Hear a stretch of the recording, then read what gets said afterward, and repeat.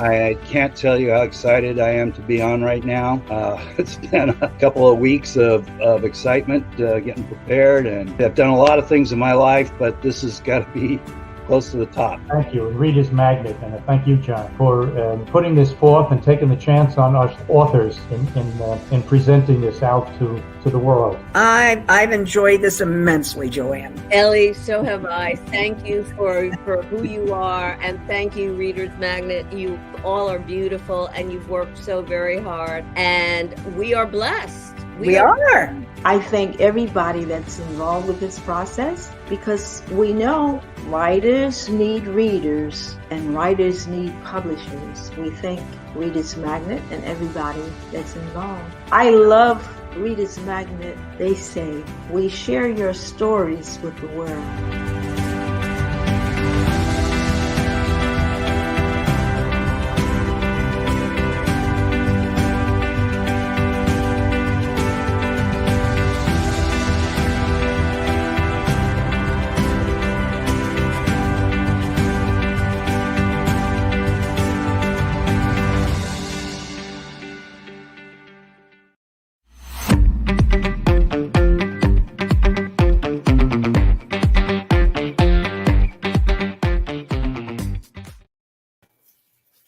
Hi, my name is LYNDA DANIELE, and I am the author of Grandpa Nick's Bump and Grandpa Nick the Conductor.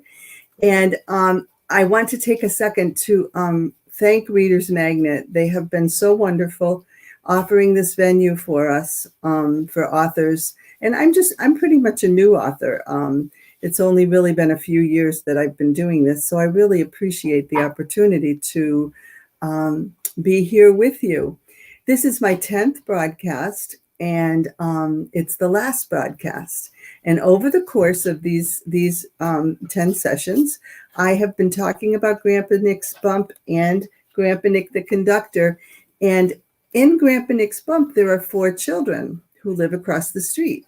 And it's the story about how they came over to our house one day. My husband was working in the garage on the carport here with a car, of course.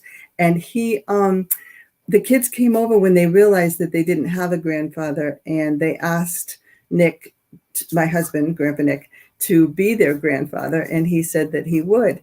And we babysat for all of you since they were born. And this is such a treat. The youngest one, Sean, is not here. He was here the other night, but he wasn't able to make it tonight. So I have a threesome. So this is Emma. Hi. She's the oldest one. This is Maggie. Hello. She's kind of the middle one, right? And this is Joseph, the oldest boy. And Sean would, if he was here, would be the youngest. So, but I wanted to introduce you to them, and I had been promising for the last few nights that I would have my little entourage here, to be able to share the story with you. So in the story, we have things like, this is a picture of, and this is backwards again. This is hard for me. This is the kids with Grandpa Nick, with my husband, and the little one here, I'm backwards. The little one here would be Sean. The one in pink is Maggie. The one in blue is Emma.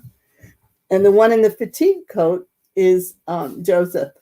Okay. And so I thought what we would do is we would just have a little conversation about what they remembered about Grandpa Nick. And a lot of, I believe, what they remember is in the Grandpa Nick Bump book. So that would be kind of fun. So like one of the first pages is Joseph going in the trash can, right? So do you remember that, Joseph? You said that last night as well. CCP class, first grade, me and Jesse Johnson. Yep. And the trash can. It was clean, obviously. Yeah. Okay. Yeah. And what are some of your memories of Grandpa Nick? I remember going on walks with him. We'd always go on walks on the trail behind your house. And we would always like be playing outside. I always remember playing outside with him. He was big Yes. on being outside. Yes, we would always play outside, and him getting off the bus, of course. I remember the swing. The swing. That was the best thing. And climbing trees. And climbing trees.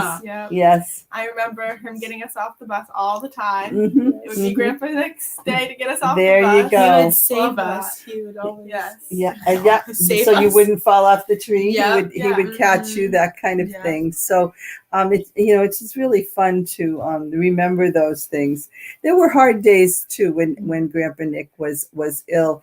As if you have not been following what we've been doing, just so that you know, Grandpa Nick's bump was we called it a bump, but it was a meningioma tumor that was very, very big, right? It was a huge tumor.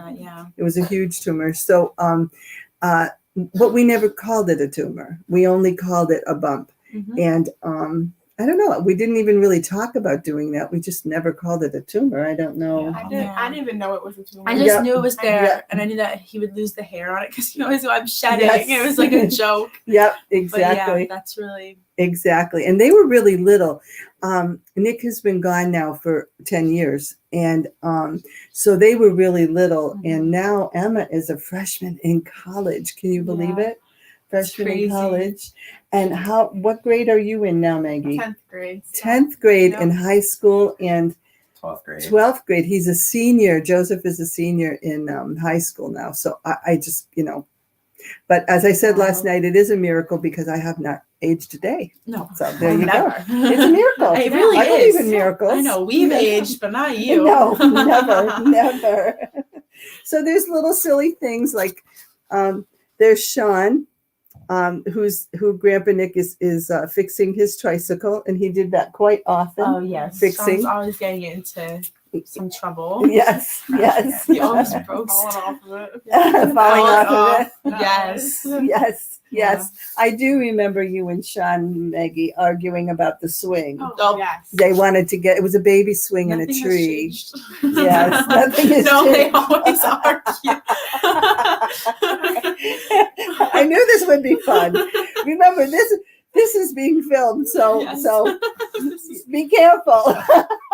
I'll come back to haunt me. And this again, not to pick on Sean, No, he's not here though. Just forgetting Sean. Sean, whoops, over here. Sean is making a mess over here, and there's Miss Emma, who is laughing so hard she falls off the couch. Right? Because Nick would tell all sorts of jokes. Oh, yeah. He always told stories. Always told stories, silly stories and things like that as well. So that's part of Grandpa Nick's Bump. And I read that, I read this book last night. We also talked about the artwork a little bit over the last maybe 3 evenings. And one of the pictures of Joseph going in the trash can, we said Sean made this one. Sean made this one, which... if you've been following us, you know that you've seen this before. So Christian Faith Publishing really did a wonderful job in doing that, in taking Sean's drawing again, and this is what they came up with. So basically, when I was starting to do this, my first idea was to have it be a scrapbook. And I was really going to make a scrapbook for my family and a scrapbook for the kids' family, so that they would have, a little remembrance of Grandpa Nick. And I know that they do remember. One of the reasons I know that they do remember is this is something that Emma made. Oh, I see a chat. Do you view writing as a kind of spiritual practice? Yes. Yes, I do. I do believe it's a spiritual practice, and I have a crazy idea, and I don't know if anybody agrees with me, just or disagrees. You can please type in the chat, because I really do love that. I believe books and music, songs, art is already made. I think God has provided everything for us, and some people are just gifted in that they can tap into that river of knowledge. It's like if you're exercising. The girls are very involved in gymnastics. So when you're in that zone and you feel strong and you know that you can do all of the different things you're practicing to do, it's already there. That gift is already there. So I do believe that it is a spiritual practice. And before I write, I always say a prayer. I do always say, even just before we just started this, I said a little prayer and asked the Holy Spirit to help us, which is also in our little book here, in that I have a little dove on the pages, and I asked the children to find the dove, the Holy Spirit, because the Holy Spirit is just so important, and he is underused. We don't pray to the Holy Spirit as much as we probably should, and he certainly is a powerhouse of calmness and peace and answers. But I do kind of think that, like artwork, right? And Emma is an artist. That it's already there. Does that make sense? It does, honestly, because the painting I just did, I was saying, like, you asked how I did it. I don't know. It just kind of comes to you. Like, you come up with the idea or however it works, and you just do it. It just happens. As you're going, it changes. It is. Yeah, I would definitely agree with that. Yeah. And the memory of Grandpa Nick, it makes sense that they do remember. And 2 years ago now, Emma made this for me for Christmas. Okay. And I love this picture. And it is Grandpa Nick, and he has his halo. Okay, so this is after he's passed away.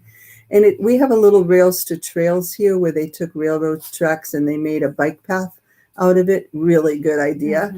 And this is my granddaughter here. Okay. And so Grandpa Nick is guiding her kind of on the way of life, right?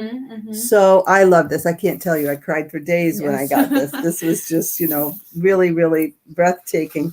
On the chat, it says here, what do you owe the real people upon whom you base your characters? Do you view writing as a kind of spiritual practice? Yes, I do. I do.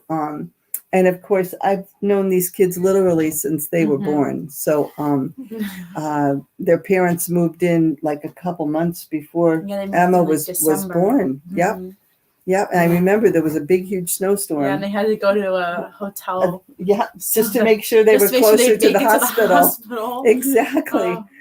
The priceless, priceless, and that's one of the reasons that I like to write too, is it keeps the memory going.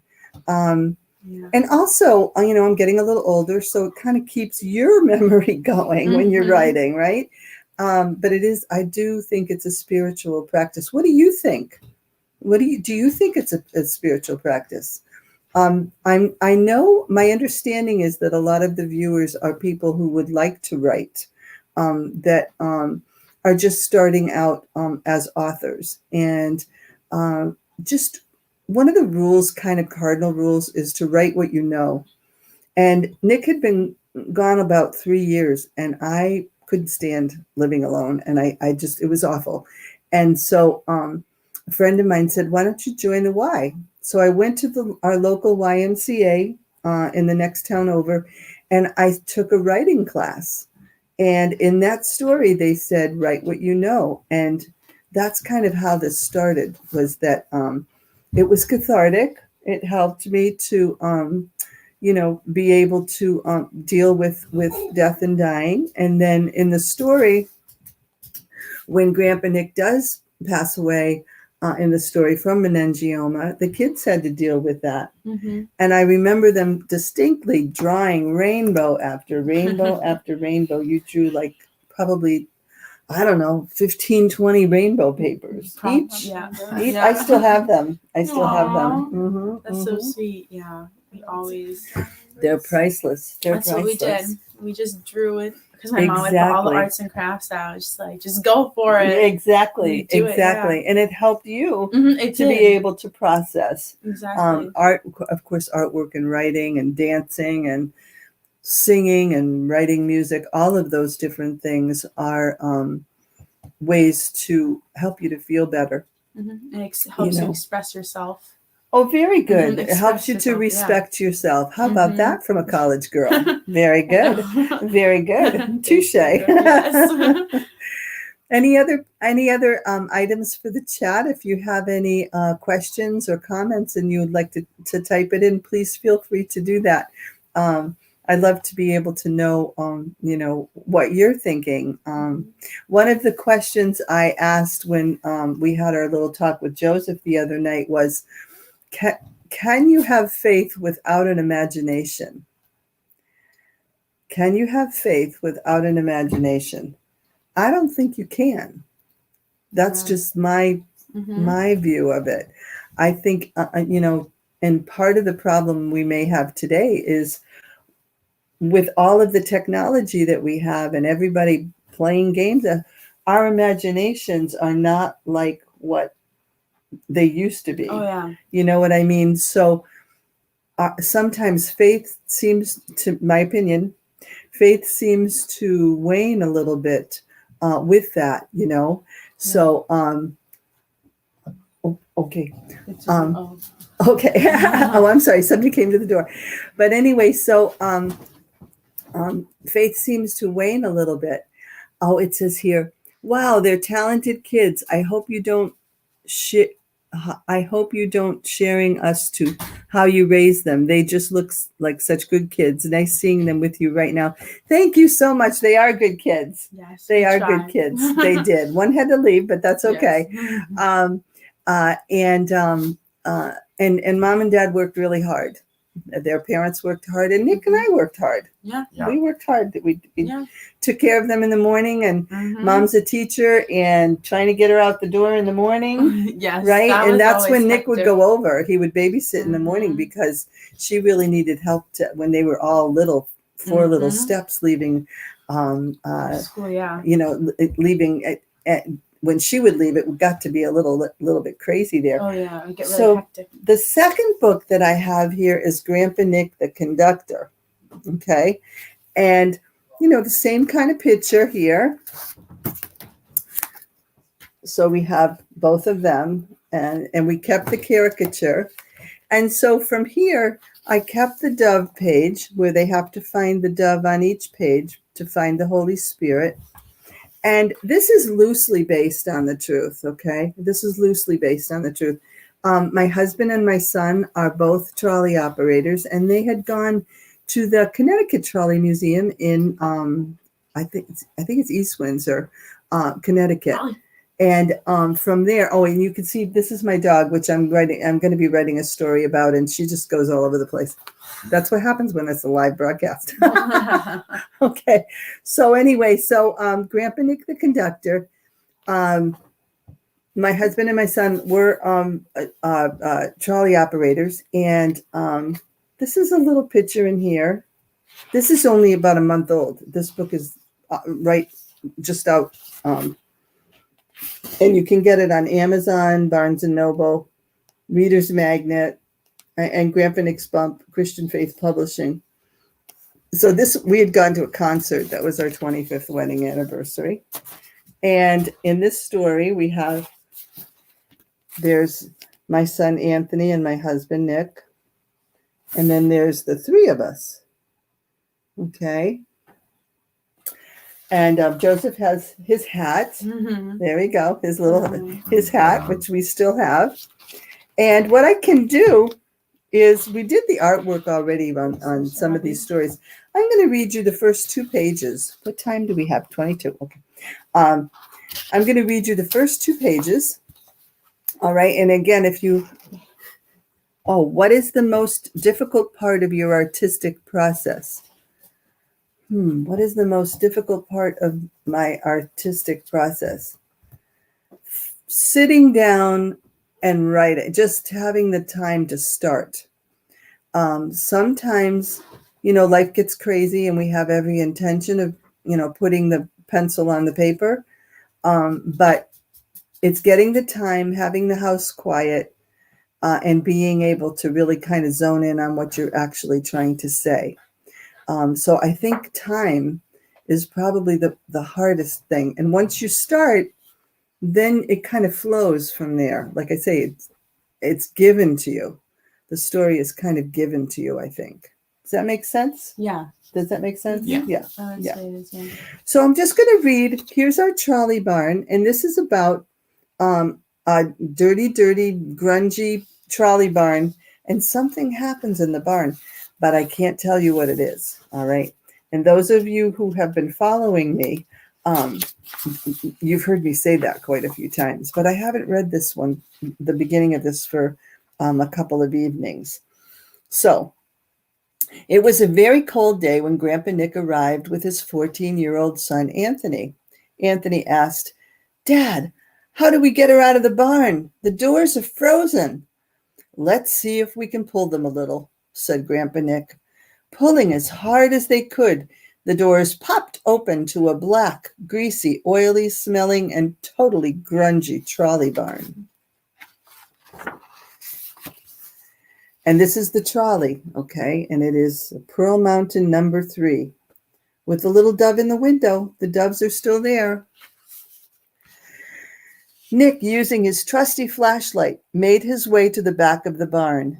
In the corner, his flashlight caught sight of a green and gold shiny surface. There were gold letters with black trim saying, Pearl Mountain number 3. "There's the Pearl," Grandpa Nick exclaimed. Anthony found the light switch and turned on the barn lights. He heard scurrying in the corner that startled him a little. Mice, he thought, and went to help Grandpa Nick. Grandpa Nick found the large bronze trolley key and hung it in the corner over the brake wheel. "Let's not lose that key," Grandpa Nick mumbled to himself. Again, Anthony heard a scurry in the corner. "That sounds like an awful big mouse to me. Dad, what do you think that was?" "I don't know. Maybe a rat or something," said Grandpa Nick. "Can you hand me that wrench over there?" "Sure, Dad," answered Anthony.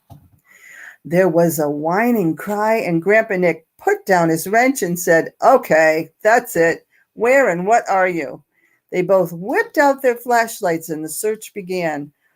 "Don't trip on the rails, Dad," shouted Anthony. Grandpa Nick had big work boots on, and he tended to be a bit klutzy. That's true. I can't tell you what was in the barn, though. I'm not going to tell you, okay? But what I did do here is, it's almost, I can't believe it. It's almost the end of our time. You Did were that saying fly? that time did go by It fast. does Yeah. fly. Is there anything else that you would like to add about Grandpa Nick's stories, the trolley museum, the different things? Anything that you would like to add? I think the book really covered what we went through, like as a whole, Mm-hmm. like all 4 of us and you. Yeah. And Yeah. who he was as a person. Yeah, it covered. It definitely yeah. like gives you like a little like insight to like who he was, because that like it really is like, and those are things that really happened. Right. Things that I remember. This book is true. This one is true, and Grandpa Nick the Conductor is loosely based on truth, very loosely. Yeah. A lot of it is made up. But so any other chat? Is there anybody else that would like to type in the chat with questions or comments? There was just a chat, but I think it was just my mom. Oh, was it your mom? She said, Okay. "They used to save me from the kids too. LOL." Oh, okay. Oh, there you go.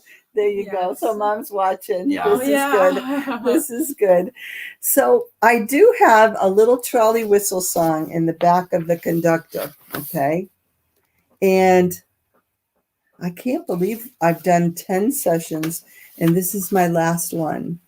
And before I do this, I just want to thank Reader's Magnet again. And one of the things that's really nice is that I've gotten to know some of the authors with Christian Magnet, and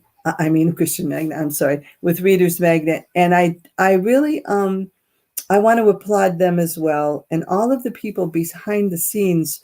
Folks that are viewing don't see all the work that goes on behind the scenes, which reminds me, I want to give credit to the artists that actually did the artwork in here, because I think it's important that they get credit for it. The cover was designed by Kent Gaubetin. I'm not sure if I'm saying that right. I'm sorry.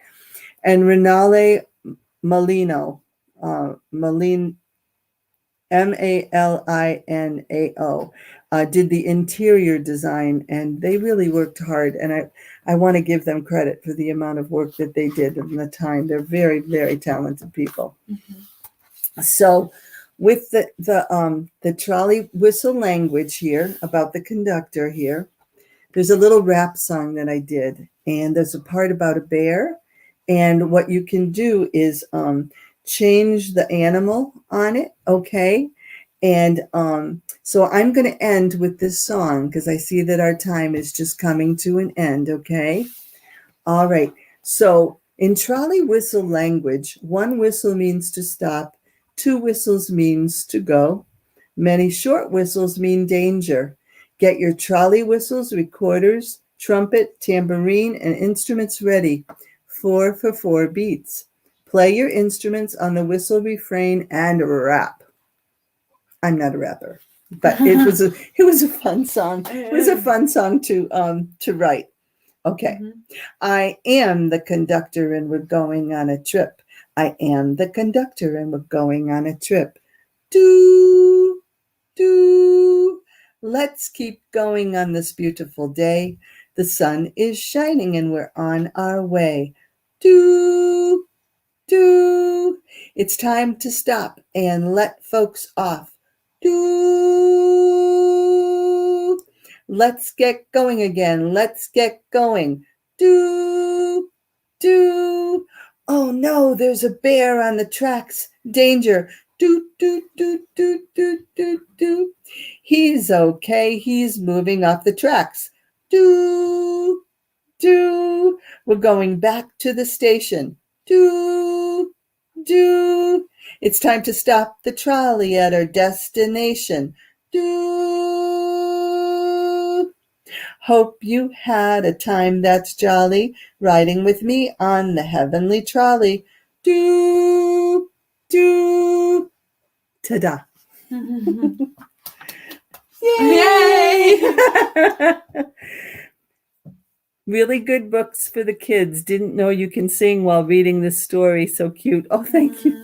Thank you so much. It's in a different life. That's what I used to do, was I used to be in music quite a bit. So, but I want to thank everybody for viewing. You can get my books at Amazon, Barnes & Noble, Reader's Magnet, and Christian Faith Publishing. Please feel free. In the bottom of the booth, there's a little part where you can email me. And my website is ldanielebooks.com. So feel free to take a look at that. And I want to thank you and wish you a happy Thanksgiving. And I want to thank everybody for being so wonderful, and thank my young friends here as well. And I really look forward to doing this again. So God bless, take care, and have a great day. Love you. Bye-bye. Bye.